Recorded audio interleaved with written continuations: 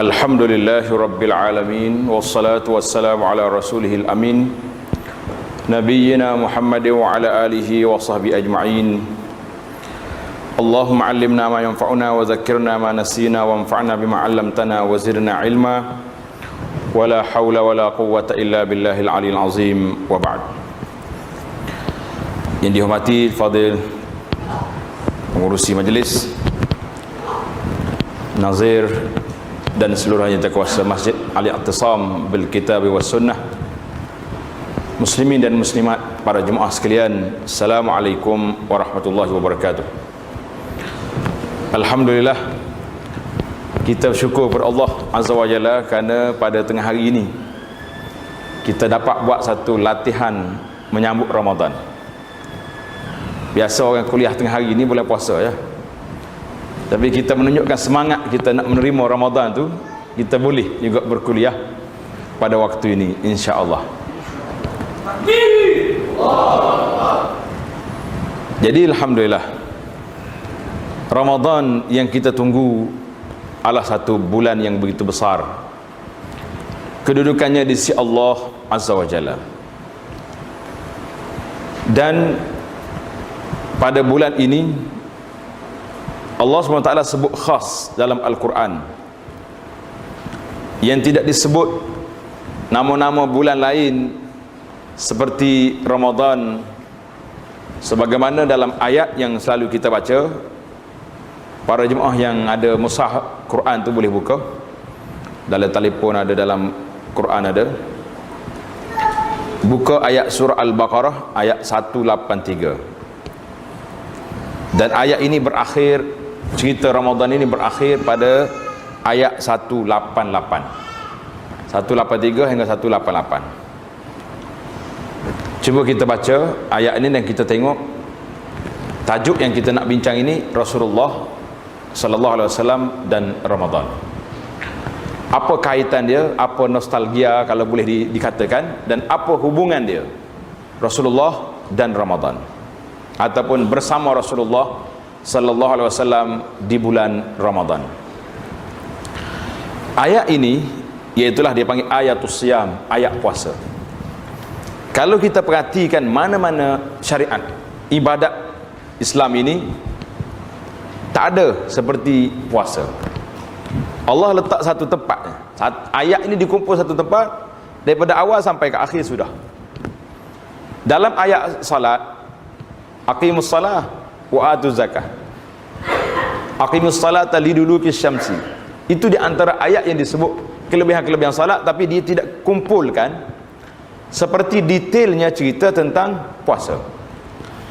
Karena itulah bila sebut tentang puasa, satu inayah khasah, suatu isu khas yang Allah Ta'ala sebut dalam Al-Quran ini, puasa letak setepak saja. Kita nak belajar, nak tadabbur ayat puasa senang.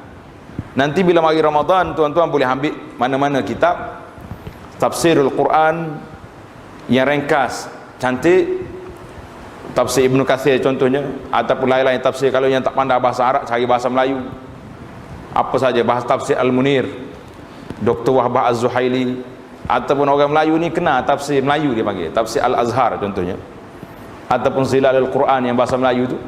Boleh kita tengok, ambil ayat ini 183 hingga 188. A'udzubillahi minasyaitonirrajim. Ya ayyuhalladzina amanu kutiba alaikumus siyamu kama kutiba alal ladzina min qablikum la'allakum tattaqun ayyaman ma'dudat faman kana minkum maridan aw ala safarin fa'iddatun min ayyamin ukhar wa 'alal ladzina yutiqunahu fidyatun ta'amu miskin faman tatawwa'a khairan fahuwa khairul lah wa an tasumu khairul lakum in kuntum ta'lamun. Syahrul Ramadan alladhi unzila fihi al-Qur'an hudan lin-nasi wa bayyinatin minal huda wal furqan faman shahida minkum ash-shahra falyasum wa man kana maridan aw ala safarin fa'iddatun min ayyamin ukhra Yuridullahu bikumul yusra wa la yuridu bikumul usra wa litukmilul iddata wa litukabbirullaha ala ma hadakum wa la'allakum tashkurun. Ayat itu sampai ke 188. Jadi kita ambil sempena dengan cerita kita ni. Yang kita nak ambilnya syahrul Ramadan allazi unzila fihil Quran. Bulan Ramadan ini bulan yang diturunkan padanya Al-Quran. Tuan-tuan dan puan-puan, sejarah Rasulullah sallallahu alaihi wasallam bermula dari mana? Bermula dari apabila Nabi kita sallallahu alaihi wasallam menerima wahyu, pelantikan dia sebagai Rasul. Iaitulah sebut di sini permulaan turun Al-Quranul Karim. Bila keturun Al-Quran Karim, itulah yang dibincangkan oleh para ulama, iaitulah pada bulan Ramadan. Syahrul Ramadan unzila fihil Quran. Maka Nabi sallallahu alaihi wasallam sebelum daripada itu, setelah umurnya hampir 40 tahun. Cerita awal daripada itu panjang lagi lah. Tuan-tuan boleh tengok dalam kitab Sirah An-Nabawi. Buku-buku sirah Nabi yang cantik yang boleh kita baca, di antaranya Sirah Ar-Rahiqil Makhtum. Sirah Ibn Hisham boleh baca, tapi dia terlalu panjang dan dia belum bertapis, belum diteliti mana riwayat-riwayat yang kuat, yang tidak kuat. Ar-Rahiqil Makhtum ataupun Sirah Nabawiyah ditulis oleh Dr. Ali Salabi, semuanya ada terjemahan bahasa Melayu sekarang, mudah. Bahasa Inggeris pun ada. Setengah orang dia kata, Ustaz, Inggeris lebih baik daripada Melayu. Melayu dia belik sikit cakap. Melayu ambil Indonesia, dia main tukar begitu ya. Jadi peringkat awal kita nak di peringkat yang telah menukarkan Nabi SAW daripada seorang manusia biasa, daripada Muhammad bin Abdullah kepada Rasulullah SAW. Jadi sejarah ini sejarah yang cukup dalam. Mana tidak kita ni semua hari-hari kebesaran kita ingat belaka. Hari ni hari kahwin, makan kek, itu yang kita tak. Hari dilahirkan oleh mak, dia tak panggil hari jadi tak tahu bila. Mak dia pun tak tahu bila dia jadi. Kabar-kabar mabuk ya. Tiba-tiba kita duk main kek hari jadi, mana jadi? Kan? Jadi kita ambil hari Nabi SAW di bulan Ramadan ini, iaitulah pelantikan dia. Karena itu bila sebut Ramadan kaitan dengan Rasulullah SAW bermakna hari pertabalan. Hari Nabi kita SAW dilantik menjadi Rasul, maka jadilah bulan Ramadan itu ibtida, permulaan turun Al-Quranul Karim, dan Nabi kita SAW menerima wahyu. Cerita macam mana wahyu turun, bagaimana keadaan-keadaan itu, mungkin dalam bila mari hari nuzulul Quran nanti adalah ustaz-ustaz kita akan cerita, insya-Allah. Kalau tak ada ustaz cerita, tengok je dalam rakaman YouTube tu, cari Abu Anas cerita nuzulul Quran, ada. Kita sudah bincang bagaimana cara turun Quran, macam-macam. Ada kalanya Quran ini turun kasalsalatil jaras, macam suara loceng bunyi. Itu cara yang paling berat bagi Nabi sallallahu alaihi wasallam, paling berat. Mana kalau Nabi duduk atas kenderaan unta duduk berat. Sahabat radhiyallahu anhum kata, satu hari saya duduk dekat dengan Nabi, jadi paha dia tertindih di bawah paha Nabi. Waktu tu turun wahyu, dia kata seolah-olah nak tercabut aku punya paha, beratnya Nabi sallallahu alaihi wasallam. Itu gambaran nasib baik juga dia duduk situ, tapi nak beratlah dia kena tahan.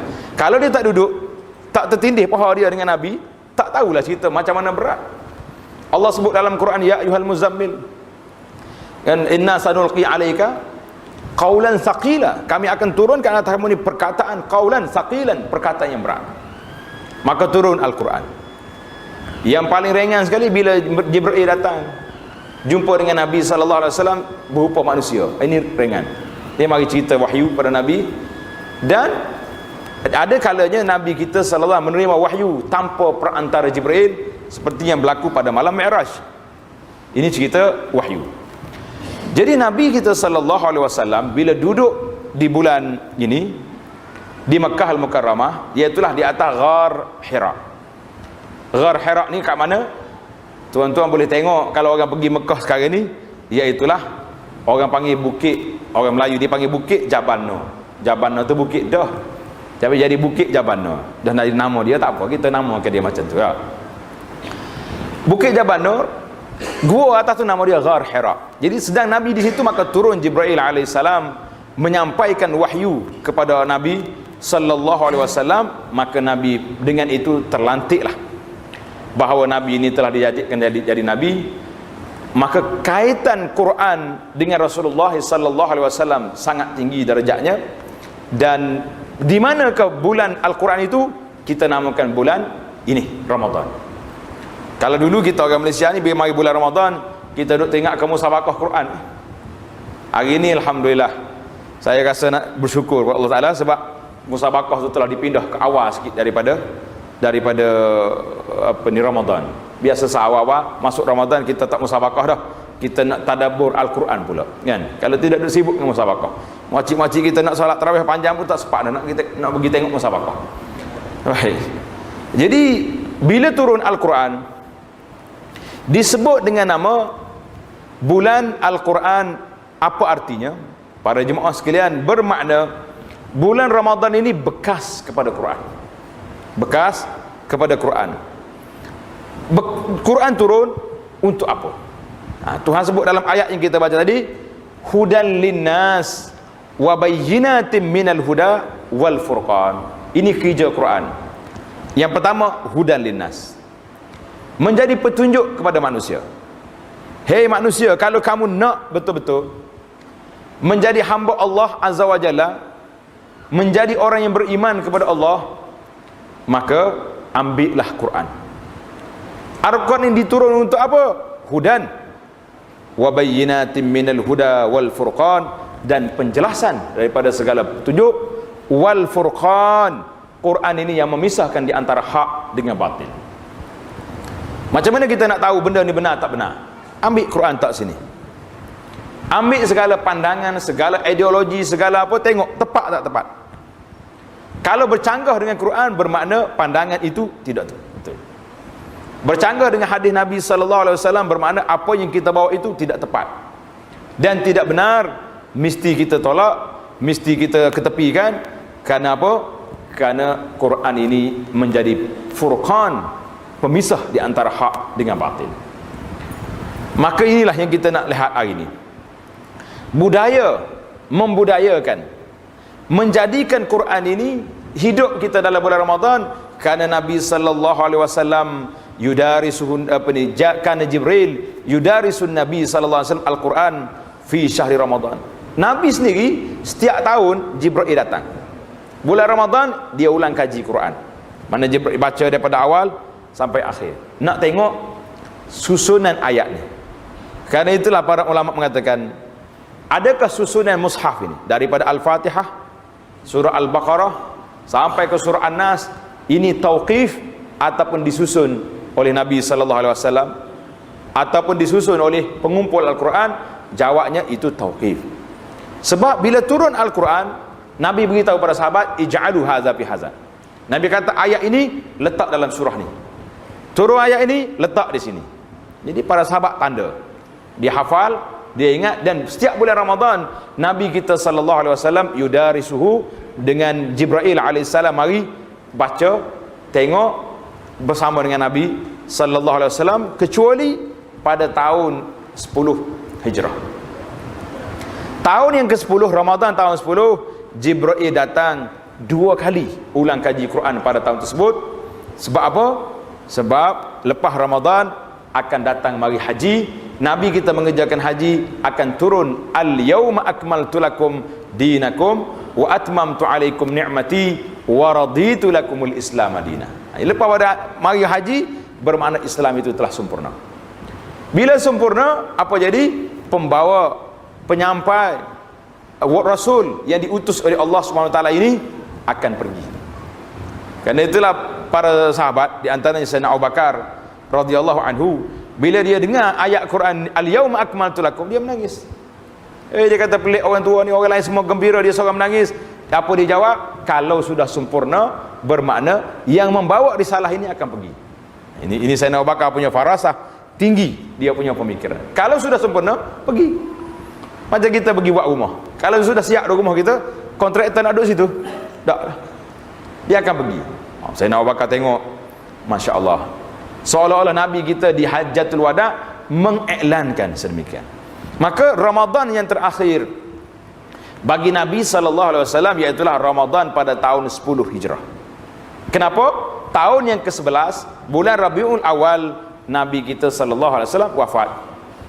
Jadi kita mari bulan Rabiul Awal tahun depan ni, kita kena buat juga program memperingati hari kewafatan Nabi SAW dengan baca sirah Rasulullah, bagaimana keadaan sahabat, bagaimana keadaan umat Islam menerima kewafatan Nabi SAW dalam keadaan yang begitu gawat sekali. Ada yang menangis, ada yang tak boleh bercakap. Sayyidina Umar sampai tak boleh nak terima bahawa Nabi telah wafat. Ini peristiwa-peristiwa yang bersejarah dalam umat Islam ini, yang kita nak katakan bulan Ramadan Syahrul Quran, bulan Al-Quran ini. Maka bulan inilah para jemaah sekalian, kita kata aku bersama dengan Nabi SAW di bulan Ramadan, bermakna kita akan ambil beberapa isu yang ada dalam agenda yang kita nak buat ini. Coba tengok dalam kertas tuan-tuan tu, di antaranya yang pertama sekali iaitulah berpuasa. Puasa ni itulah amalan kita pada bulan Ramadan.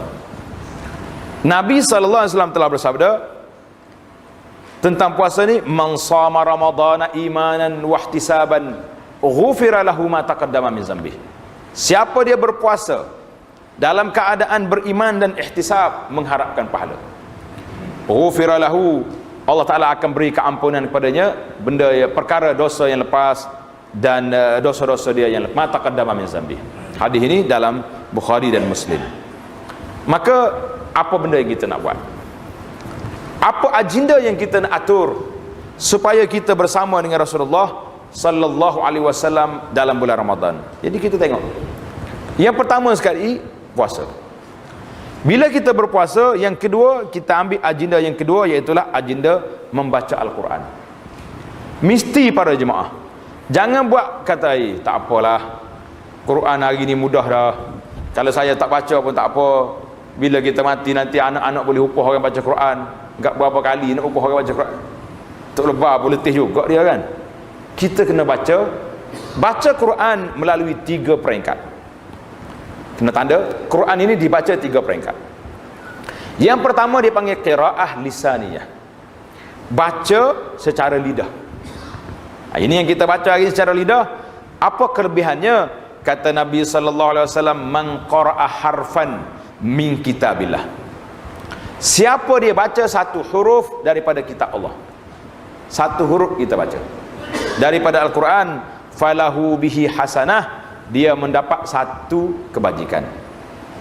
Wal hasanatu bi asyri amsalihha, Nabi kata satu kebajikan sama dengan 10 kali ganda. Karena itulah pagi tadi saya kira kita boleh baca Al-Fatihah dalam masa seminit, mungkin 6 kali boleh baca seminit. Duk kira-kira kali dengan huruf Al-Fatihah, yang ada dalam Al-Fatihah tu ada 100 lebih huruf dia, dikali dengan 6 kali khatam, maka kita boleh meraih pahala 7,300 pahala dalam masa seminit. Baru kita rasa kaya. Banyak tu. Siapa kata tak banyak? Kan? Siapa dia boleh baca Qul huwallahu ahad? Siapa boleh baca Qul huwallahu sini? Jangan tanyalah Qul huwallahu, orang ingat belaka dah. Siapa tak ingat? Budak-budak yang baru mengaji pun ingat. Cuma kita kadang-kadang tak teringat nak baca. Itu masalah kita. Qul huwallahu ahad. Nabi kata baca Qul huwallahu ahad, ta'dilu sulusul Quran, 1/3 Quran. Satu kali. Bermakna kalau kita baca 3 kali, apa jadi? Boleh pahala sekali khatam Quran. Saya cuba tengok dalam seminit kita boleh baca 12 kali. Lepas ni boleh tengok. Lepas ceramah ni cuba baca Qul huwallahu ahad berapa kali seminit. Baca sederhana. Kalau baca laju boleh 15 kali. Kita ambil yang sederhana, 12 kali boleh baca Quran, bermakna dalam seminit tuan sudah khatam, boleh pahala khatam Quran 3 kali. Kaya tak kaya kita? Siapa kata tak kaya? Berinteraksi dengan Quran, kita akan jadi jutawan.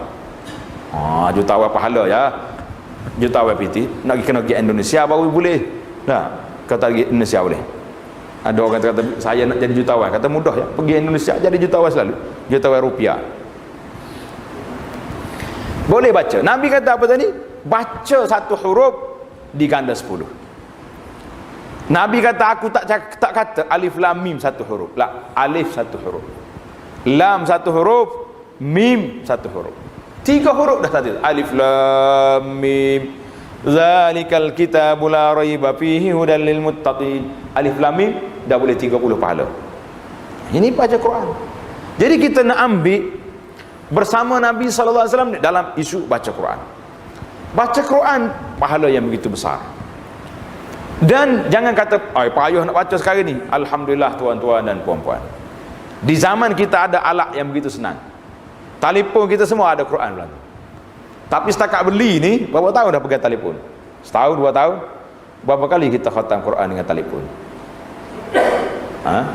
Waktu nak beli tanya kedai ni, ada Quran? Tanya selalu. Orang jual kempen lah ni. Bukan setakat ada Quran, sekali dengan pembaca ada ni. Imam Masjid Haram ada, Masjid Madinah ada, Masjid Malaysia tak tahu ada ke tak. Kan? Tapi tak dapat juga kita khatam Quran. Kenapa? Ini soalan kita ni. Ramadan ini tak ada lagi. Kita tak nak lagi. Kenapa ni? Sebab aku nak hidupkan bulan Ramadan dengan bulan Al-Quran. Hadis yang tadi diriwayat oleh Imam At-Tirmizi. Hadis lain lagi, kata Nabi SAW, sebahagiannya tengok dalam kertas tu ada hadis. Iqra'ul Quran. Nabi kata bacalah Al-Quran. Fa innahu ya'ti yaumal qiyamati syafi'an li ashabihi. Quran ini akan datang pada hari kiamat memberi syafaat kepada orang yang membacanya. Quran beri syafaat.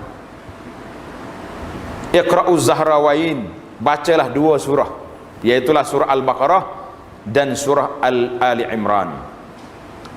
Fa innahuma ta'tiyan yaumal qiyamati ka'annahuma ghamamatan. Jadi 2 surah ni bila mari pada hari kiamat macam ghamamah. Orang panggil ghamamah ni awan duk teduh atas tuan dia. Jadi siapa dia nak teduh di saat orang lain tidak ada bayangan pada hari kiamat, baca surah Ali Imran dengan surah Al-Baqarah.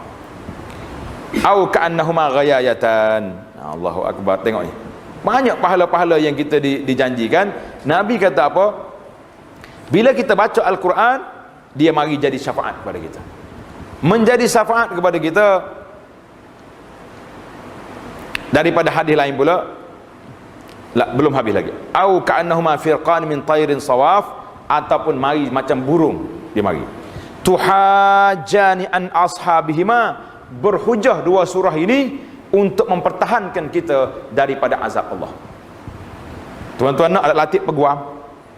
Kita atas dunia ni kalau orang nak sama kita cari peguam lalu dah. Kenapa? Untuk peguam hari kiamat kita tak cari. Nih Nabi kata tuhajan an ashabima. Quran 2 surah ini menjadi penghujah di hadapan Allah Azza wa Jalla. Iqra'u surat Al-Baqarah. Banyakkan baca surah Al-Baqarah. Fa inna akhazaha barakah. Ambil dia ni berkat, wa tarkuha hasrah. Meninggalkan Al-Baqarah ini rugi. Wala tastati'uhal batalah. Dan orang-orang yang nak kena kepada kita juga, orang ahli-ahli sihir tak mampu nak mengganggu orang yang baca surah Al-Baqarah. Ini hadis ni dalam akhrajahu Muslim, dalam Muslim. Ada riwayat lain tentang Baqarah ni. Nabi kata apa? Siapa dia baca surah Al-Baqarah dalam rumah, tak akan masuk syaitan dalam rumah tu. Syaitan tak kacau kita. Allahu akbar. Banyaknya kelebihan-kelebihan yang ada. Tapi jemaah tanya selalu, kenapalah surah Al-Baqarah 2 juzuk setengah tu bukannya main-main. Nah, baiklah. Maka saya nak berunding dengan para jemaah tahun ni, apa kata kita khatamkan tadabbur surah Al-Baqarah untuk tahun 2013 ni, 1434. Tadabbur. Mana tadabbur bukan baca. Yang pertama tadi, qiraah lisaniyah. Baca dengan lidah. Ayat ni kena khatam. Jangan. Tadi ada orang bagi tahu, ustaz, betul ke tidak? Ada penceramah marah. Kalau setakat baca Quran tak faham, tak ada faedah. Subhanallah. Siapa dia kata baca Quran tak ada faedah? Satu huruf digandakan 10. Faedah. Tapi jangan berhenti setakat itu je. Jangan kata, saya dah baca Quran, tak faham pun tak apa. Itu yang salah. Biar aku tak faham tak. Tahun ni cuba cari jalan. berunding dengan ahli masjid kita ni macam mana nak tadabbur Al-Quran. Kami nak faham surah Al-Baqarah dalam masa sebulan, bulan Ramadan. Buat majlis lepas tarawih ke, lepas subuh ke, selepas solat asar ke, cari waktu-waktu yang sesuai untuk kita tadabbur. Diceritakan Sayyidina Umar Ibn Khattab radhiyallahu anhu tadabbur surah Al-Baqarah 12 tahun baru khatam. Dia bukan baca tu bahasa dia jangan salah faham. Mari buat Syiah pula tak kau Sayyidina Umar. Dia kata Umar tak kerti baca Quran pula dah. Nyakit kita dah. Itu buat Syiah. Dia tadabbur Quran dikatakan 12 tahun baca Al-Baqarah, kerana Al-Baqarah ni banyak hukum hakam dalam tu, banyak cerita-cerita tentang, termasuk dalam ayat puasa kita dalam Al-Baqarah. Boleh ke tidak? Dia terpanjang. Kalau panjang cari surah lain tak apa. Jadi kita nak bacaan yang kedua. Sebelum pergi yang kedua ni nak baca hadis ni sikit. Hadis dia panggil hadis bagi semangat ni sikit. Hadis ini kata Nabi sallallahu alaihi wasallam, al-mahiru bil Quran ma'as safaratil kiramil bararah. Ini hadis ni kena tanda betul-betul. As-safarat al-mahiru bil Quran ma'as safaratil kiramil bararah.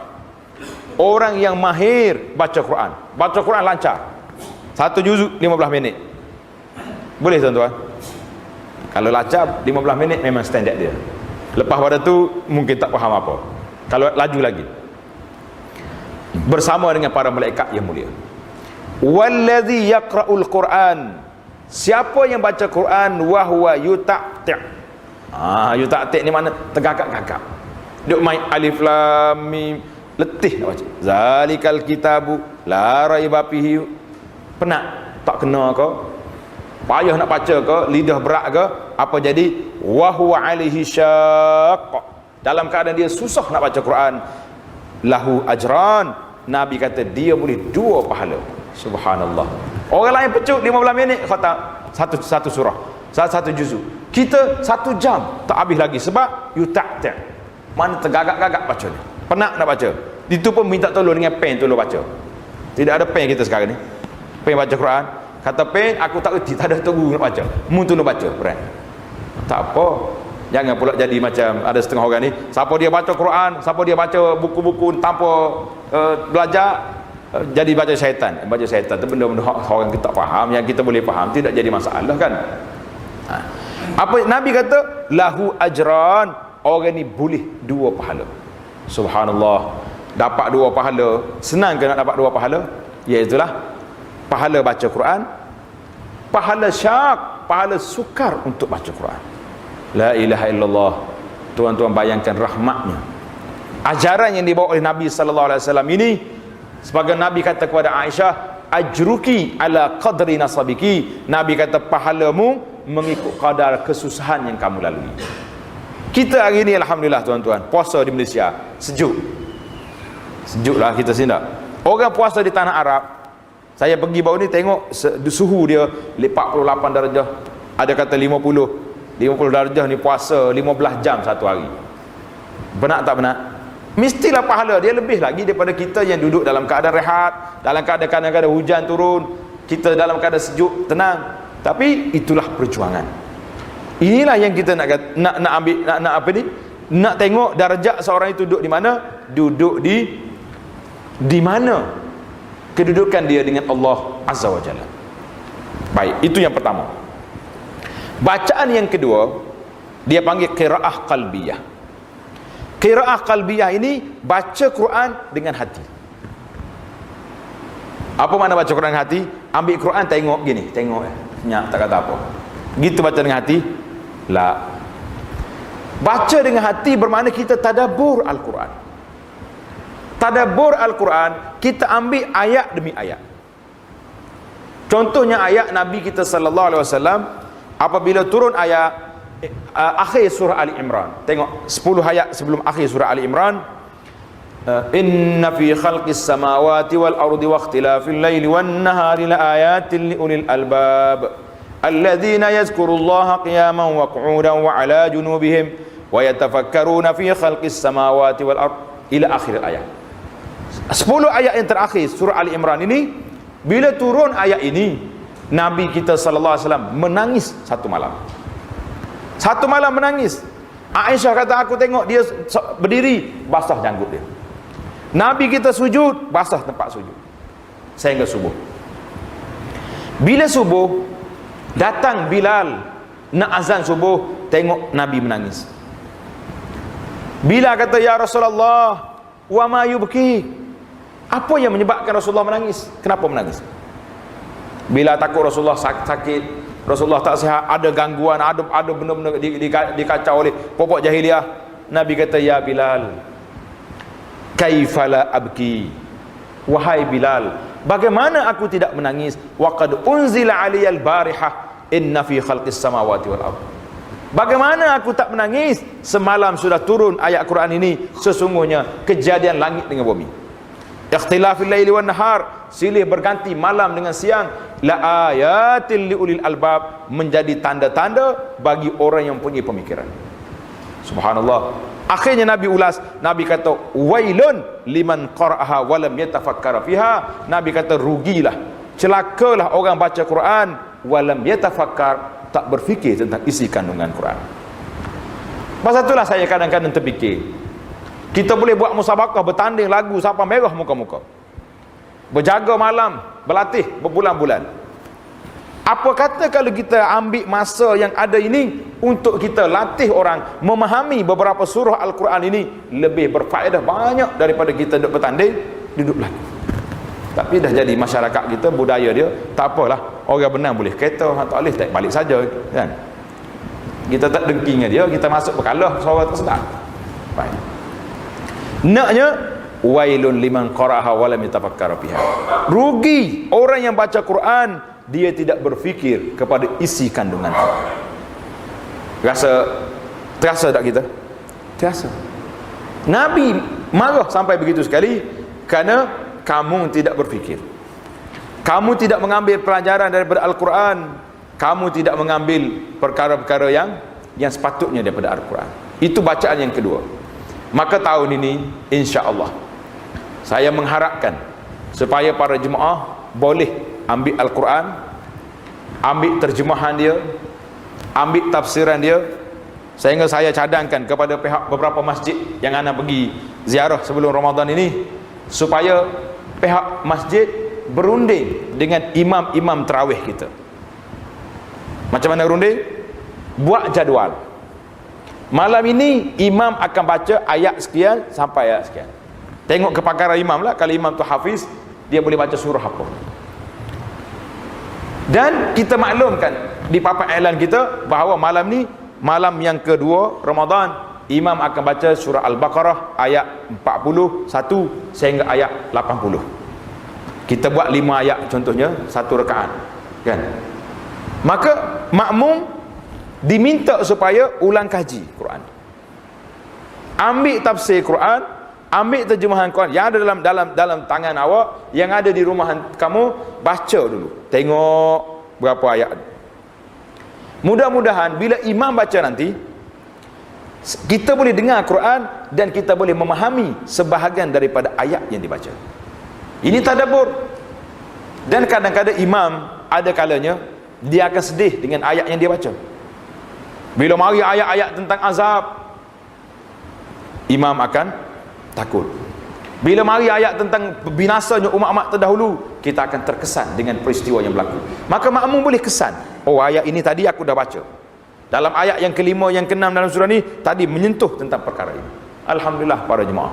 Dan bila selesai daripada kita tarawih, selesai semua tarawih, imam diminta supaya menghuraikan 10-15 minit apa isi kandungan ayat yang telah dibaca. Saya rasa insya-Allah Ramadan dan tarawih kita tahun ini memberi kesan dan makna yang terbaik, memberi kesedaran kepada masyarakat bahawa ini ayat Quran, Allah bercakap dengan kita, bukan bercakap dengan orang lain. Hari ini kita tak tahu Tuhan bercakap dengan siapa ayat Quran. Baca ayat Quran tak tahu pergi ke mana. Akhir sekali, ini ayat turun ke Yahudi, ini ayat turun, habis ayat turun kamu mana? Tak jumpa cari. Kerana itulah di antara adab baca Quran. Tuan-tuan tengok dalam kitab bimbingan mukmin, ada adab baca Quran, bagaimana nak menghayati Quran itu supaya jadi terkesan dalam jiwa kita. Yang pertama sekali kita kena letak depan mata kita, siapa yang bercakap dalam Quran? Allah. Quran kalamullah. Al-Quran itu kata-kata Allah Azza wa Jalla. Dan bila kita dengar kata-kata Allah, ini bandingan yang sangat jauh. Allah Ta'ala tidak boleh walillahil masalul a'la, tak boleh bandingkan itu. Tapi kita sendiri, kalau kita terima surat mari daripada pembesar, bos kita hantar surat, kita baca main-main ke baca sungguh? Dia tuju kepada kita, kepada pegawai fulan, tengok nama kita. Tapi kalau kepada pihak yang berkenaan, tak apa nak baca kita. Tapi kalau nama kita, tengok apa benda aku ni, nak naik gaji ke kena tukar, dua tu kan, barulah kita bersungguh. Sekarang ni bila kita sedar bahawa Al-Quran itu Allah tujukan ayat ya ayyuhallazina amanu, Allah tuju kepada kita. Bukankah kita ni ya ayyuhallazina amanu, orang yang beriman? Bila kita orang beriman, kita sedar dan yakin dan percaya Allah tuju kepada kita ayat ini, maka kita buka telinga. Tuhan nak kata apa dengan aku? Ya ayyuhallazina amanu kutiba alaikumusiyam, diperintah atas kamu puasa, maka kita berpuasa. Ya ayyuhallazina syahrul ramadhan allazi unzila fihil quran faman syahida minkumus syahra falyasum. Jadi kita ingat semua ayat-ayat ini khitab Allah Ta'ala tuju kepada kita, baru kita semangat. Kemudian itu bacaan yang kedua, bacaan qiraah qalbiyah. Bagaimana nak dapat qiraah qalbiyah, bacaan hati ini? Dengan kita sama-sama tadabbur Quran. Di antara cadangan yang saya kemukakan tadi, iaitulah setiap malam kita tulis, ini ayat Quran, ayat ini kita nak baca ayat ini. Sempatlah muslimin dan muslimah, ambillah masa, mari awal sikit ke masjid 15-20 minit sebelum isyak. Ataupun kalau tak sempat lepas maghrib, kelang kabut dengan nak makan lagi, dengan nak bawa anak-anak lagi, mari kan kita buat lepas asar, balik daripada pejabat kerja, rehat sekejap, ambil malam ni ayat sekian, baca tadabbur. Allahu Akbar, tinggi darjat. Kalau kita memahami kalamullah, tidak ada penawar yang lebih baik daripada Al-Quranul Karim. Tapi kenapa penawar yang kita ada hari ini tak jadi? Sehingga kita terpaksa kena pergi cari motivasi sana, motivasi sini, akhir sekali jadi basi gitu ya, tak tahu ke mana. Penawar yang ada di tangan kita, kita tidak jadikan senjata yang cukup ampuh, cukup kuat, tapi kita cari lagi ganti-ganti yang memang tidak terbukti kekuatannya. Yang ketiga, bacaan yang ketiga, dia panggil bacaan al-jawar, qiraatul jawarih, bacaan dengan anggota. Bacaan anggota inilah bacaan yang kita banyak lagi tertinggal. Bila sebut ayat Quran, sebut tentang ya ayyuhallazina amanu aminu billah, wahai orang beriman, berimanlah kamu pada Allah. Jadi kita gilak balik iman kita. Apa dia iman?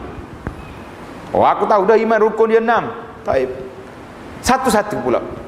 Beriman kepada Allah, apa syarat dia? Beriman kepada Nabi, apa dia cara dia? Beriman kepada malaikat, bagaimana? Kita itu dia panggil aman yang betul. Mari pula ayat suruh salat, alhamdulillah kita dah salat. Suruh zakat, kita zakat. Suruh puasa, kita puasa. Mari pula ayat suruh tinggalkan riba. Tinggal ke tak tinggal? Tak apa-apa nak boleh jawab.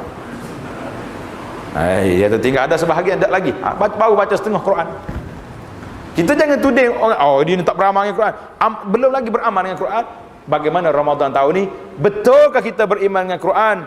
Coba semak balik. Cek balik, buka dalam senarai Sekuri Suruhaja, Security, tertulis sana saham patuh syariah, saham yang tak patuh syariah. Tengok senarai, aku simpan mana duit aku? Allahu Akbar, dalam bank riba. Pergi tukar. Duduk dalam saham-saham yang tak patuh syariah, tarik balik, pergi letak di tempat yang baik. Mari pula tengok pula muslimah kita. Allah Ta'ala sebut dalam Quran, wa qul lil ya ayyuhar nabi, suruh yujlin alaihim min jalabibihinna, suruh orang-orang perempuan tutup aurat mereka. Tengok isteri kita tutup aurat ke tidak? Belum lagi, belum baca Quran lagi. Anggota belum baca Quran.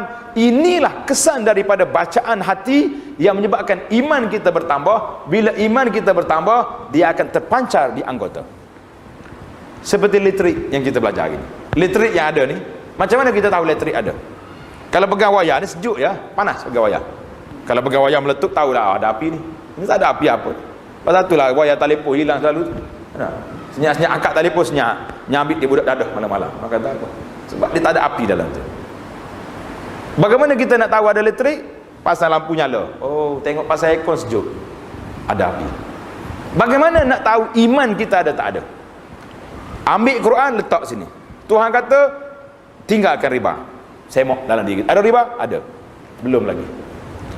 Buka dalam bak, jangan mencuri. Kita curi tak? Curi. Belum lagi. Buka dalam bak arak, arak masih lagi? Masih. Subhanallahil azim. Kita semok di diri kita, Quran menjadi alat parameter kita di mana keimanan kita kepada Allah Azza wa Jalla, maka di situlah tempat dia. Al-Quranul Karim, ayat yang begitu besar, perkara yang begini hebat yang perlu kita bincangkan, iaitulah bagaimana para sahabat. Tengok dalam kertas kita ni, para sahabat radhiyallahu anhum, bagaimana keadaan mereka dengan Al-Quran. Para ulama bersungguh-sungguh memperbanyakkan bacaan Al-Quran pada bulan Ramadan. Sebahagian mereka khatam Quran dalam tempoh 3 malam.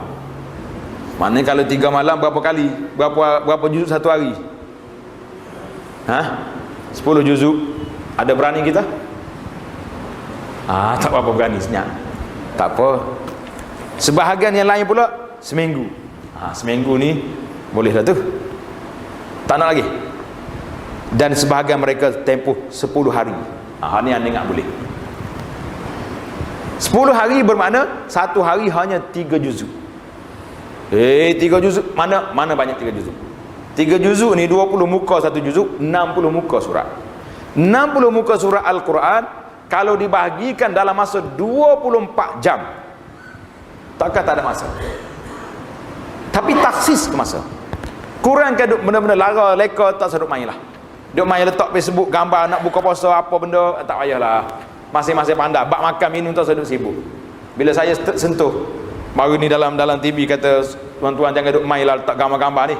Oh, ramai orang komplain. Dia kata tujuan saya letak gambar ni nak beri menu kepada kawan-kawan. Dah hantar SMS kat dia, duk tayang apa kat situnya. Contohlah, nak letak lah, saya pun tak cara dengan dia, tapi nasihat kita tu itu je. Kurangkan duk main benda-benda lara ni, 3 juzuk kita dapat buat satu hari. Cubalah. Kalau tak mampu juga, ada ke tidak ulama dulu lebih daripada 10 hari? Tidak ada. Dia setakat 10 hari. Standard dia 10 hari sekali khatam, bermakna sebulan Ramadan kita dapat khatam 3 kali Quran. Padan dah tuan-tuan. Sebelah bulan kita buat kerja lain. Takkanlah Ramadan yang menjadi bekas Al-Quran ini tak mampu kita nak baca Quran. Kenapa tak mampu? 60 muka surat sekejap je. Kita duk main pecek telefon 1 jam main-main ya. Ni dah kita baca Quran. Taksiskan waktu yang khas. Lepas subuh berapa? Waktu duha berapa? Waktu rehat tengah hari aku tak boleh makan, terus pergi ke surau baca Quran. Kita akan dapat laksanakan mengikut apa yang dia kata ni. Imam Syafi'i rahimahullah mengkhatamkan Quran sebanyak 60 kali dalam bulan Ramadan, dan dia membacanya di luar salat. Subhanallah, 60 kali pula dah. Kita duk bincang 2 kali pun tak berapa nak angkat tangan dah. Tengok ni, para ulama yang terdahulu telah taksiskan sebahagian besar waktunya di bulan Ramadan untuk baca Quran. Seorang ulama nama dia Az-Zuhri. Zuhri ni ulama tabi'in. Dia kata apa?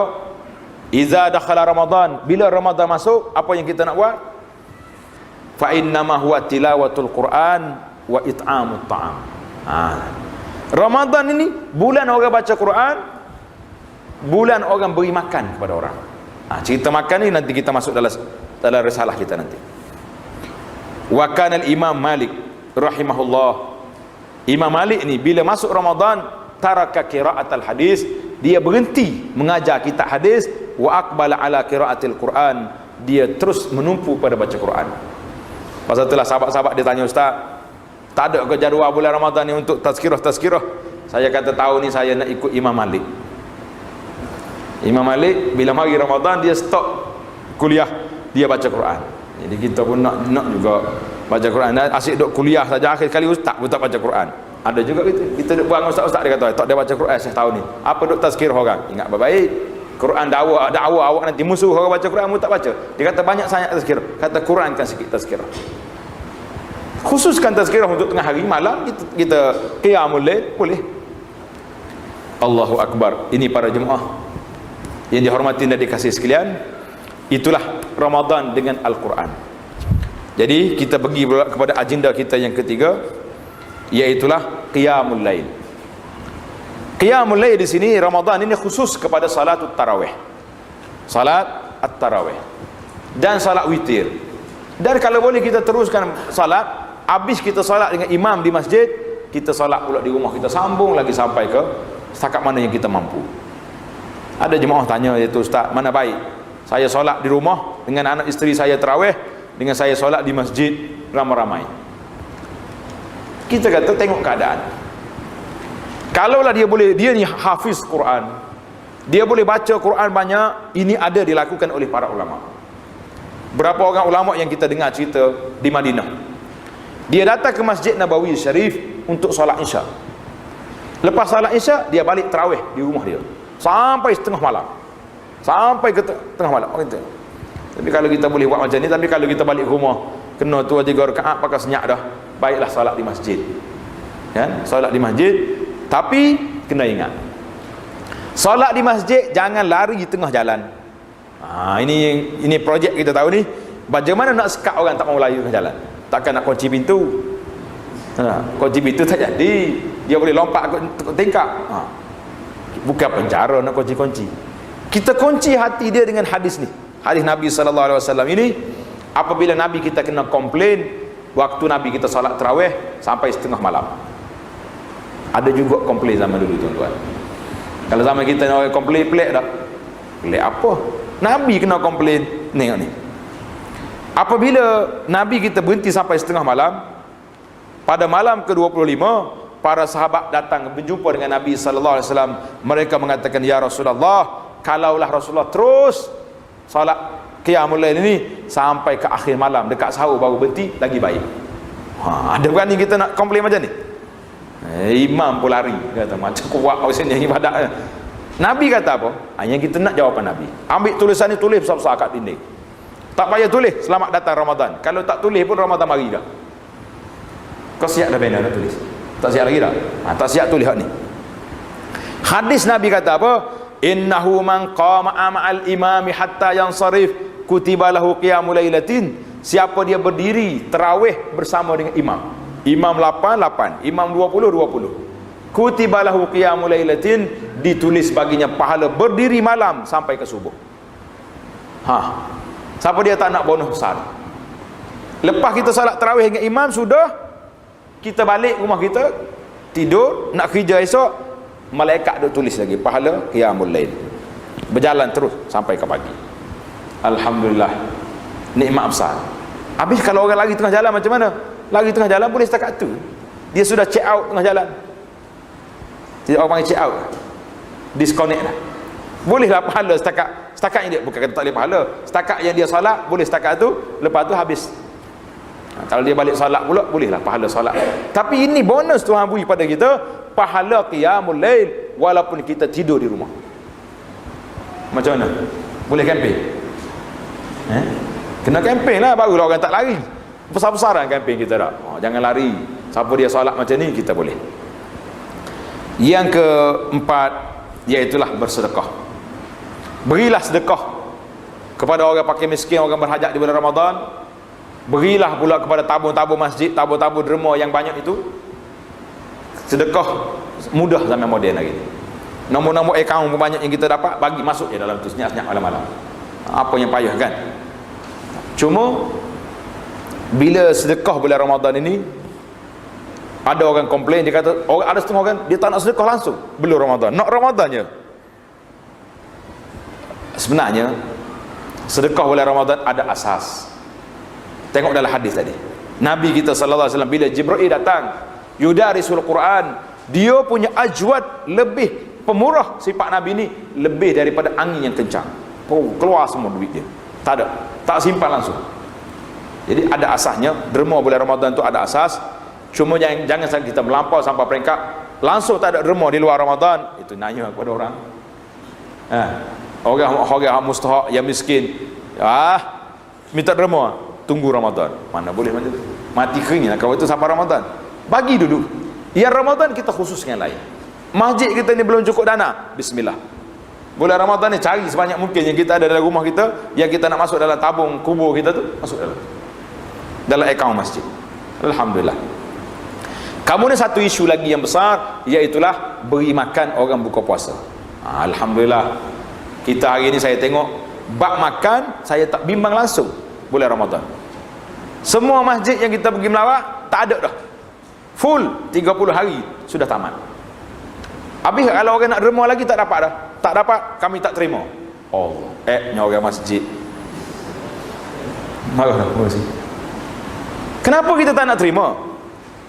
Sebab kita eksklusifkan majlis iftar di masjid kita. Tahu mana eksklusif? Bui seorang-seorang. Hari ni orang ni buka puasa, esok orang ni buka puasa. Akhir kali cukup 30 hari, orang lain tak ada hak untuk menerima pahala orang. Rugi. Saya nak kemukakan projek saya ni, iaitulah bagaimana seramai mungkin orang boleh menerima pahala orang pada bulan Ramadan. Kan bila kita bagi orang buka puasa, kita boleh pahala orang berpuasa ambil kat kita. Betul tak? Hari ni bila seorang yang buka puasa, seorang saja penyumbang, maknanya semua orang datang ke masjid hari ni boleh pahala ke orang tu saja. Kita tengok, kita tolong ekspor kita punya pahala ke orang. Ambillah pahala aku ambil. Kita tak dapat apa. Bila hari kita, hari 15 Ramadan baru dapat yang kita. Rugi ke tidak? Kenapa pihak masjid tidak buat satu peraturan baru, kita menerima sumbangan orang nak buka puasa, berapa banyak dia nak bagi, tawakal ala Allah. 3,000 boleh, 2,000 boleh kita ambil. Cuma kita kata, kita galakkan orang derma 2,000 sehari. Sebab kita punya target buka puasa di masjid kita ni 3,000 satu hari. Berapa banyak orang bagi, ambil, terima belaka. Dan tidak diisytiharkan siapa punya hari ni. Kita katakan hari ni buka puasa ditaja oleh semua penyumbang. Yang bagi 1,000 pun dapat, yang bagi 500 pun dapat, yang bagi 100 pun dapat, dan mereka semuanya dapat meraih pahala orang yang buka puasa. Untung tak? Nampak dia punya cara? Ini teknikal saja. Nak dapat pahala orang buka puasa, semua penyumbang dapat pahala. Hari-hari kita dapat. Oh, macam ni lebihlah duit. Kalau lebih, cara lain pula. Contoh sampai 15 Ramadan, kita tengok bajet kita banyak. Orang derma sampai 100,000 untuk buka puasa. 15 Ramadan kita baru habis 30,000. Bermakna 15 hari lagi akan habis 30,000 kan. Kita mengisytiharkan bahawa oleh kerana derma tuan-tuan untuk buka puasa tahun ni banyak, alhamdulillah, bersyukur pada Allah Ta'ala, 40,000 kita akan hantar buka puasa di Palestin. Siapa pun tak kata aku nak tarik balik duit aku, ada.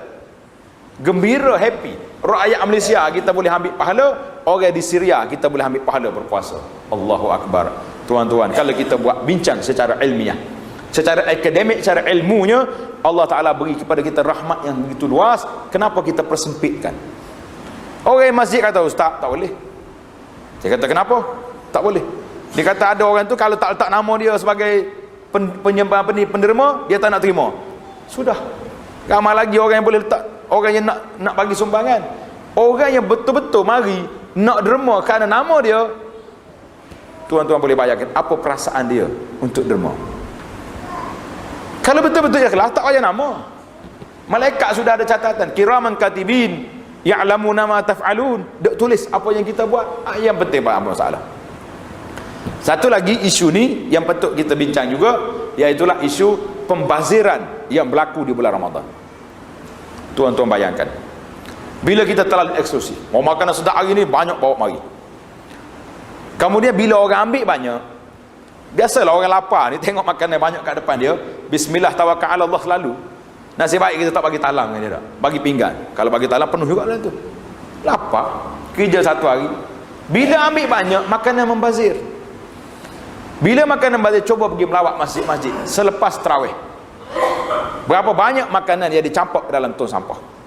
Bulan Ramadan, bulan Syahrul Muasa, bulan kita menjiwai, merasai penderitaan sahabat-sahabat kita yang kelaparan. Di Palestin ada, di Rohingya ada, di mana di Syria sekarang ni sangat dahsyat. Mungkin di Mesir sebahagian tempat hari ni mereka kelaparan, tidak ada makanan. Kita mencampak makanan dalam tong sampah di bulan Ramadan.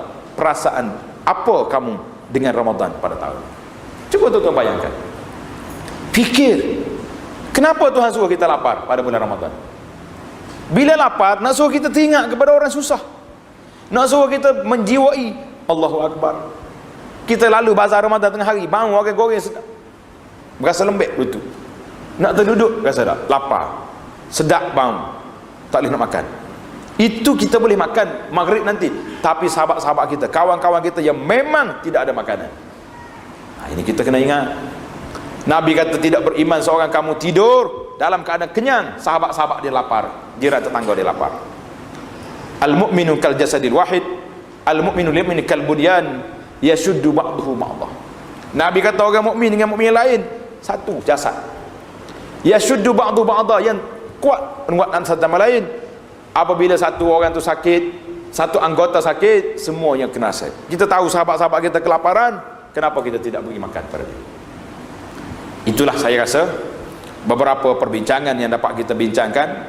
Rasulullah sallallahu alaihi wasallam lebih pemurah daripada angin yang kencang. Lebih-lebih lagi apabila ketika Jibril datang dan Nabi kita mengajar kepada kita qiyamul lail, qiraatul Quran, baca Quran, it'amut ta'am, banyak beri makan pada orang yang berbuka puasa, dan juga jangan lupa beri sumbangan kepada orang fakir miskin yang sangat berhajat, lebih-lebih lagi di bulan yang mulia ini. Jadi mudah-mudahan insya-Allah program tadabbur Al-Quran yang kita cadangkan ini boleh dipikirkan. Mudah-mudahan kita akan dapat naik taraf kita, tasmu ar-ruh, naik jiwa kita lebih dekat kepada Allah Azza wa Jalla melalui pemikiran kita, melalui perasaan kita, dan keimanan kita lebih mantap daripada yang sebelumnya insya-Allah. Sekian aqulu qauli hadza, wassalamualaikum warahmatullahi wabarakatuh. Ada soalan?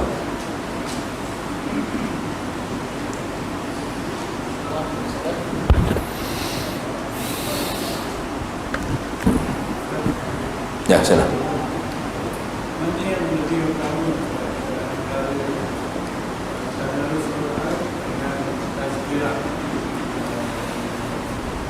Tazkirah Ramadan.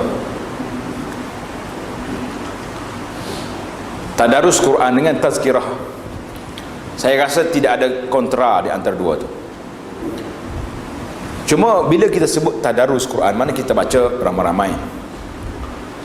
Dan tadabbur Quran, sama ada kita baca seorang kita ataupun ramai-ramai, tapi minta pentazkirah itu pilih ayat untuk ditadabburkan.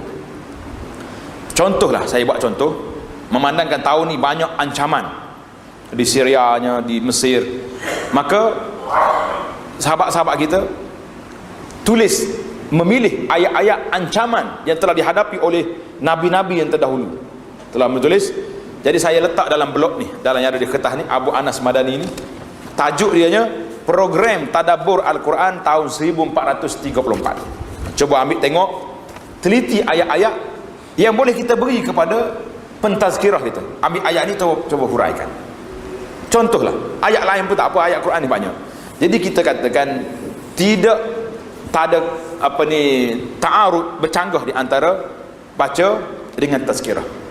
Nah, cuma pandangan saya dari sudut tazkirah ni, saya lebih selesa tazkirah selepas kita habis tarawih, kerana orang di tengah tarawih tu bermacam-macam. Kadang-kadang kalau dia jaga waktu tak apa, 10 minit orang boleh terima.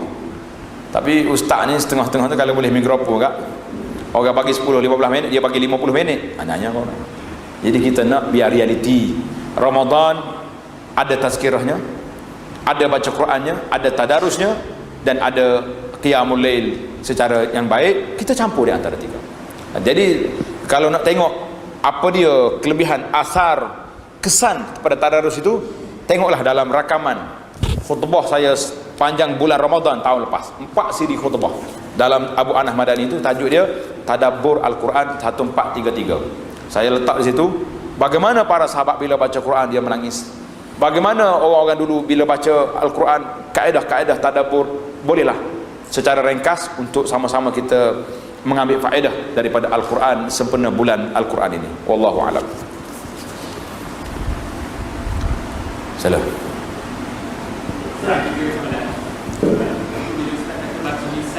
Ya.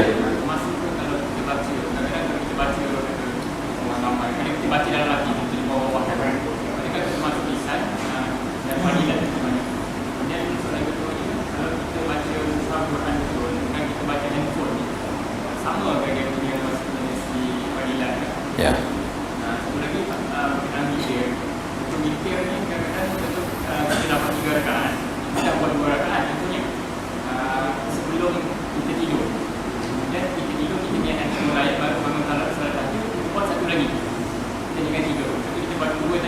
Ya. Baik. Isu baca Quran dengan lidah, manakala ada orang ramai kita baca dengan hati, kita senyap gitu. Kita baca bergerak lidah kita. Gerak tapi kita seorang yang dengar.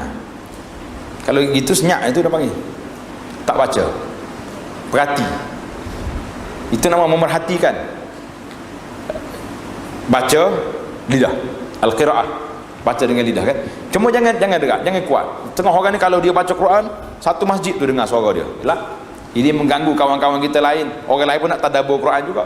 Orang lain nak. Semua orang ni tak boleh sensitif telinga dia. Kalau baca Quran sensitif, kalau dengar lagu tak apa pula. Contohnya. Kan?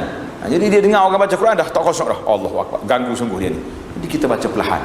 Ini mura'ah hak orang lain. Huququn nas. Kita kena ambil kira hak orang lain bahawa mereka juga ada hak di masjid. Jangan baca kuat. Isu yang kedua tadi, baca Quran dengan telefon atau dengan mushaf. Dia tidak mana-mana tu tidak ada. Cuma dengan telefon dengan mushaf sama je. Kita tengok semuanya tengok kepada Quran. Ini nak betulkan kita punya bacaan. Yang ketiga apa tadi? Masalah witir.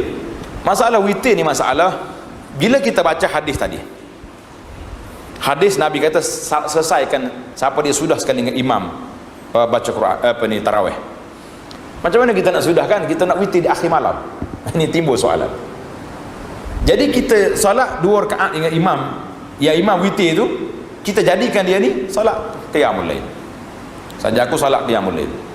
Niat berbeza niat tak jadi masalah. Cuma saya tak nak bagi beza niat lebih sangat, takut orang buat. Contohnya kita datang lambat ke masjid, terlambat tadi, anak bini lambat, sampai-sampai orang dah tarawih, boleh kita niat solat isyak ikut dia. Tapi ini saya kata malah nak cerita ni, takut malah lepas ni slow lagi, tak apa, sempat lagi jemaah isyak dengan imam tarawih, punah juga. Pasal itulah ulama kata bukan semua yang kita tahu kena bagi tahu. Kadang-kadang orang guna hujah ni untuk nak datang lambat masjid. Hukumnya boleh. Jadi bila kita imam salat witir, kita niat qiyamul lail, teruskan. Kemudian bila dia 1 rakaat, kita tambah 1 lagi. Dia bagi salam, kita tambah 1 rakaat. Sebab kita nak jadikan akhir salat malam kita witir kat rumah. Tapi kita tak nak lari sebab takut tak sudah sekali dengan imam. Jadi itu di antara. Jadi kalau kita buat awal 2, kamu nak sudahkan yang 3, boleh sambung lagi. Yang tak boleh sambungnya kalau sudah witir dah di awal malam di masjid ini, bila kita bangun di akhir malam nanti tak ada lagi witir kali kedua. La witrani fi lailatin. Tak boleh witir 2 kali satu malam. Jadi kita bangun sembahyang tahajud jelah. Tahajud sampai ke sahur, sampai ke subuh. Wallahu a'lam. Salam.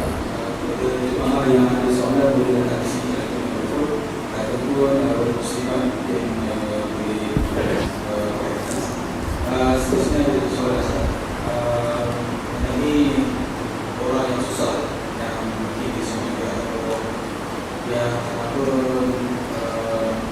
sahur tak sahur betul tak puasa orang ini Dia tak makan langsung,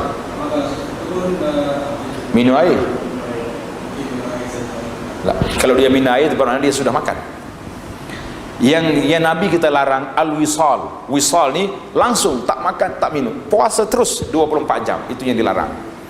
Tapi kalau dia boleh minum air saja, makanan tidak ada, dalam keadaan dalam masyarakat yang hidup kenyang ni, berdosa lah tetamu-tetamu jiran-jiran dia tu kalau dia tahu orang ni susah, kita tak bagi bantuan.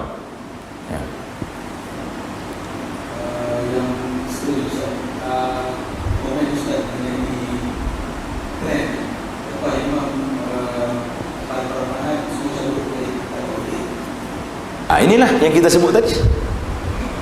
Kita kena belajar witir. Nabi sebut siapa dia solat sampai sudah sekali dengan imam. Sudah sekali dengan imam maksudnya imam, kalau imam witir pun kena ikut straight. Ikut. Habis macam mana saya nak witir di akhir malam? Itulah teknik dia. Dia solat witir, kita solat qiyamul lail. Ataupun niat solat tarawih lagi. Ulama-ulama dulu sampai 49 rakaat sembahyang tarawih. Tidak timbul lagi isu 20, isu 8. Kita peluaskan perbincangan. Bila dia witir satu rakaat, kita tambah satu lagi. Bangun satu. Minta maaf lah dengan imam. Kata kami tambah ni bukan tak percaya dengan imam, tapi nak witir di akhir malam. Jadi kalau dah jadi macam ni, orang dah faham, tak nimbul masalah. Kalau tidak menimbulkan masalah, dia kata, ya apa dia ni? Bangun pula tambah satu rakaat lagi. Lebih hak daripada orang lain. Jadi kita kena fahamkan bahawa kami nak solat witir di akhir malam. Ataupun sekali-sekala tengok orang lain macam jeling kat kita, kita sudahkan witir, bangun di akhir malam nanti, teruskan solat tahajud tanpa witir. Wallahu a'lam. Assalamualaikum. Assalamualaikum. Saya ada satu soalan. Saya lihat ada trend di negara kita ini, kebanyakan masjid dan surau berlumur-lumur dengan imam hafiz, dan ada setengah masjid mengimport imam dari luar negara yang membelanjakan puluhan ribu ringgit, tambang makan bulan hingga sebagainya. Jadi saya tanya Ustaz, saya umur dah 70 orang. Saya melihat pada zaman dahulu kebanyakan imam-imam hanya membaca ayat Azim, tetapi dan jemaah menunggu saya habis 23 tahun. Kerana ayat Azim baca dengan baik dan elok dan cepat, tidak seperti. Misalnya soalan saya sekarang, mana yang lebih afdal, imam hafiz? Kerana imam hafiz itu bujang 12 tahun, 18 tahun, 23 tahun jadi imam hafiz. Yang mana lebih afdal, imam hafiz yang menjadi juga ataupun imam yang membaca pendek tapi orang jemaah akan tunggu dia berada. Masih tak? Ya, terima kasih. Macam imam tak? Bukan salah jadi imam tak?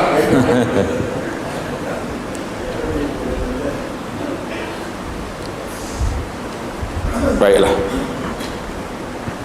Ada dua perkara dalam tajuk yang ditanya ni. Yang pertama, imam yang kita jemput daripada luar. Saya kadang-kadang soalan ni salah orang tanya ni. Patut tanya orang lain. Tapi bila tanya saya ada pandangan yang agak pelik dalam masalah ini. Kita di Malaysia, mahat tahfiz beratus ribu mahat tahfiz ada. Satu-satu negeri mahat tahfiz banyak. Contohnya di Kelantan, mahat tahfiz kita telah melahirkan hufaz yang begitu ramai. Tapi waktu nak tarawih, di mana ke hafiz yang kita lahirkan, yang kita didik mereka? Kenapa kita tidak tonjolkan anak-anak hafiz yang telah kita didik? Pergi panggil orang luar, kenapa? Ini masalah di negeri kita ni, Selangor. Ramai anak-anak tahfiz yang telah melahirkan hafiz. Jadi barulah kita ambil hafiz mana ni? Hafiz ni. Hafiz daripada mana ni? Daripada mahat tahfiz. Naik dia punya nama, masyarakat tengok, oh sedap hafiz ni. Kenapa kita nak cari orang luar yang memang tenaga dalam negeri kita pun lebih, bukan tak cukup.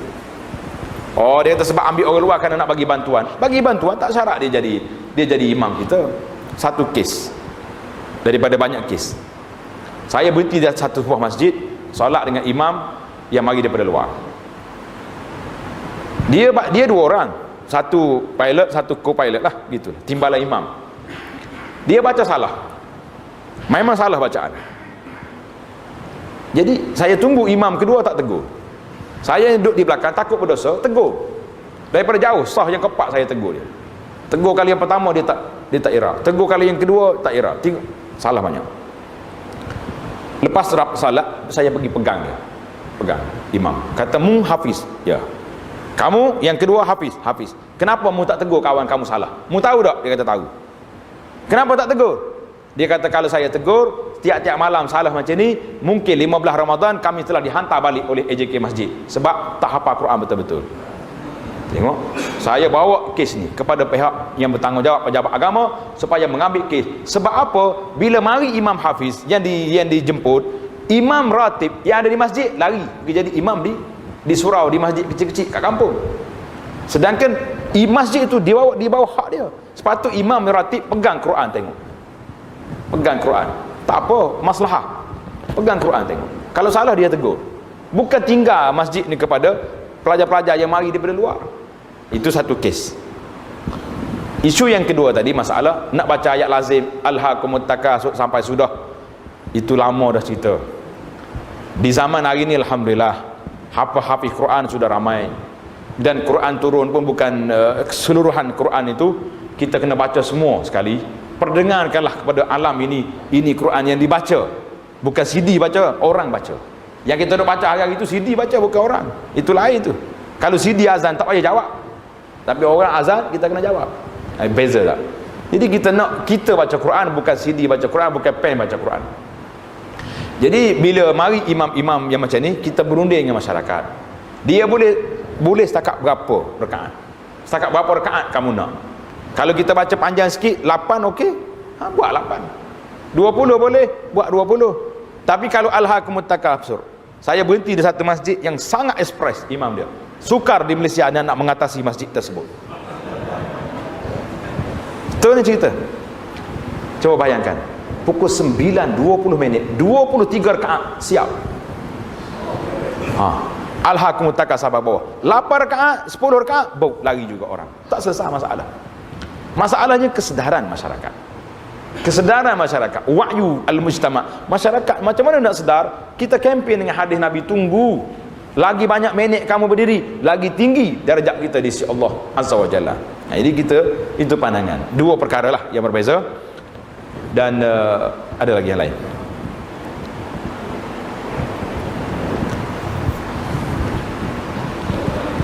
Assalamualaikum.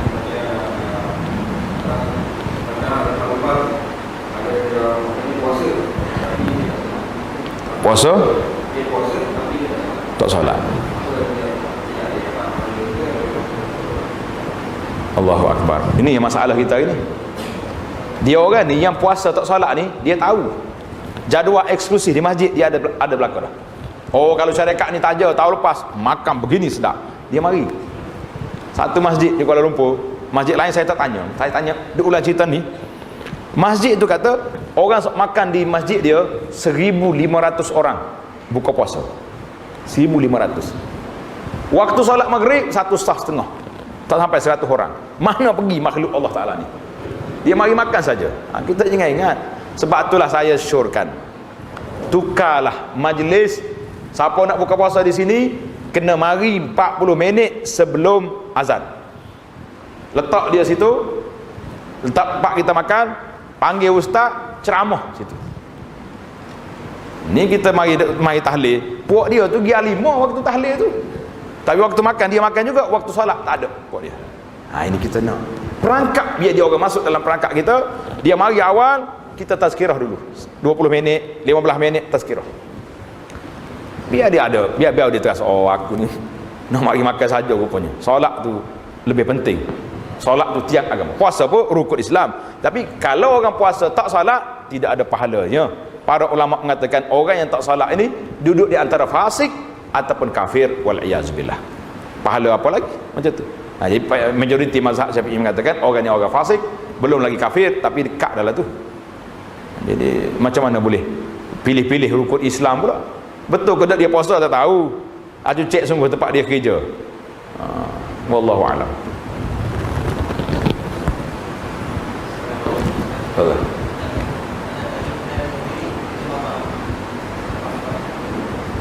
Lepas solat, lepas solat tu Imam Syafi'i kata, kalaulah imam nak mengajar makmum, boleh dia kuatkan sikit suara nak mengajar makmum.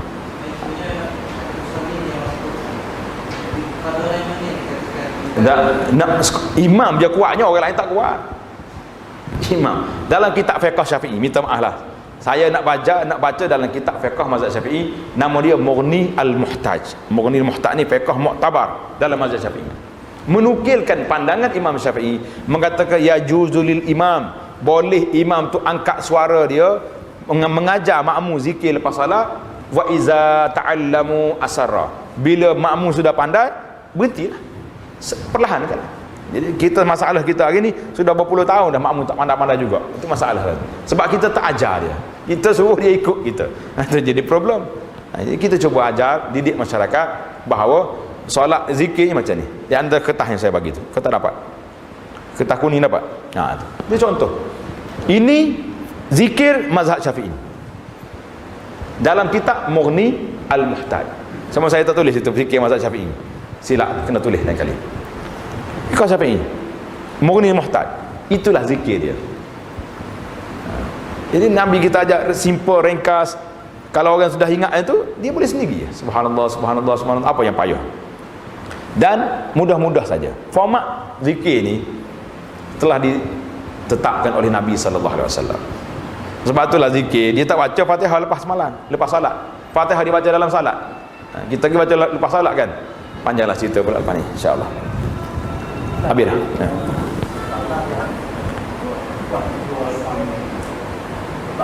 Banyak yang lagu pakai speaker system.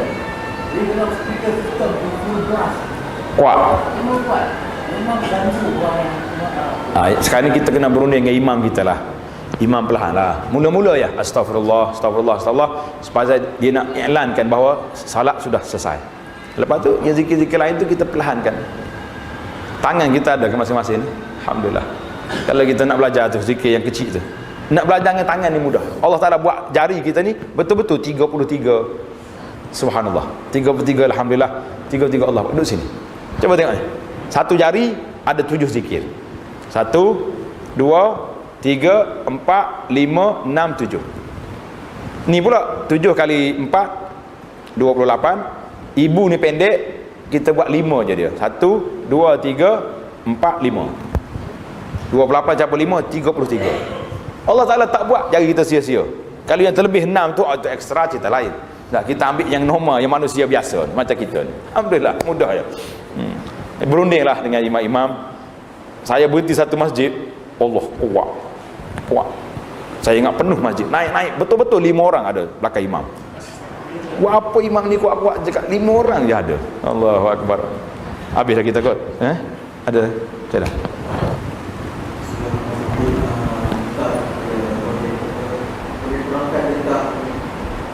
Siapakah orang yang jenis-jenis puasa yang ditolak tidak diterima oleh Allah? Nak kita nak kata siapa nak ciri-ciri lah, ciri-ciri. Di antaranya orang yang tidak memenuhi spek yang telah digariskan oleh Nabi sallallahu alaihi wasallam bahawa puasa ini bukan tak makan, tak minum, tak jimat saja, tapi Nabi kata man lam yada' qaula zur wal amal bihi. Dia tidak lagi tidak meninggalkan perkataan dusta. Bulan puasa masih lagi boleh menipu orang. Boleh lagi pergi buat benda-benda yang mungkar. Boleh lagi pergi buat maksiat walaupun dia tak makan. Hanya tak makan sahaja, maka orang tu insya-Allah puasa dia tu sahlah dari sudut rukunnya, tapi dari sudut pahala wallahu alam kita nak kata apa? Nabi kata, siapa dia malam yada' qaula zur, tidak meninggalkan perkataan dusta, wal amal bihi, masih lagi melakukan perbuatan dusta, falaisa lillahi hajatun fi an yada'a ta'amahu wa syarabahu. Allah Taala tidak perlu, tak berhajat dia tak makan, tak minum. Tengok, berat tu amaran tu, berat tidak? Tak perlu mu tak makan, tak minum, tapi mu tak meninggal. Sebabnya hikmah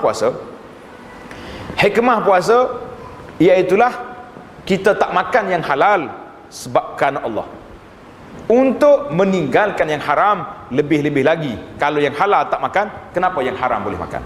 Itu maksud dia. Cuba tengok dalam siri-siri dalam Abu Anas tu saya sudah letak siri-siri Ramadan ya, siri yang lepas. Boleh perhatilah. Alhamdulillah, mudah-mudahan kita dapat ada faedahnya dalam perbincangan itu. Habis harap.